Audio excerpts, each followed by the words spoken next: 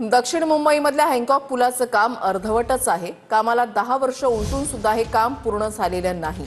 नियोजनाअभावी हा फसलेला प्रकल्प अशी चर्चा आता सध्या सुरू आहे।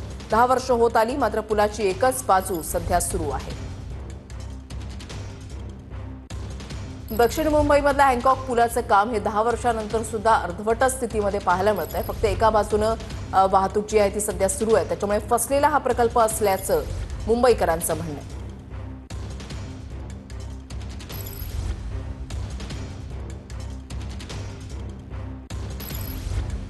हँकॉक पुलाचं काम हे 10 वर्षांपूर्वी सुरू झालेलं होतं, मात्र 10 वर्षांनंतर सुद्धा हे काम अर्धवट स्थितीमध्ये पाहायला मिळतंय।